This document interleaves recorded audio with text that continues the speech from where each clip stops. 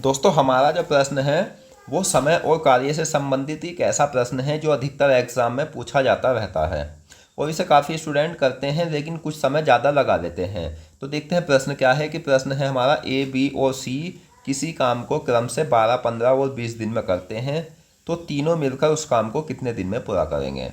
और दोस्तों इस प्रश्न के बाद एक प्रश्न है जिसका आंसर आपको कमेंट बॉक्स में देना है। उसे आप किस तरीके से करते हो या नहीं आपसे होता है, उसकी नेक्स्ट वीडियो हमारी सॉल्यूशन वीडियो आएगी, उसमें आप बहुत साधारण तरीके से उस प्रश्न को कर सकते हो।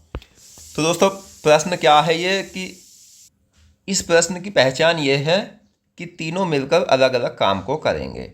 तो तीनों मिलकर किसी काम को कर रहे हैं, तो आपको ये ध्यान होना चाहिए कि वो काम कितना है। तो काम निकालने के लिए इन तीनों का लैसे देंगे, 12, 15 और 20।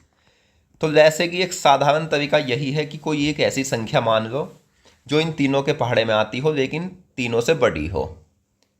तो क्या है, 60। 12 पंजे 60, 15 चौके 60 और 20 दिया 60। टोटल काम है हमारा 60। एक दिन में कितना काम हो रहा है, तो 9 का 5 काम तो ए कर रहा है, 4 काम बी और 3 काम सी।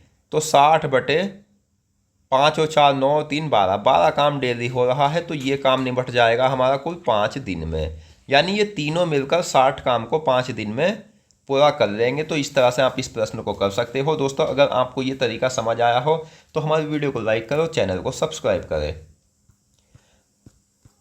और ये जो प्रश्न है, इस प्रश्न का को आंसर कमेंट बॉक्स में देना है। प्रश्न क्या है कि राम किसी काम को 8 दिनों में करता है, पवन उसी काम को 10 दिनों में करता है। अगर वे दोनों मिलकर उस काम को 3 दिनों तक करते हैं तो काम का बचा हुआ भाग कितना होगा। तो ये प्रश्न आपको कमेंट बॉक्स में इसका आंसर आपको हमें देना है। तो मिलते हैं नेक्स्ट वीडियो में। धन्यवाद।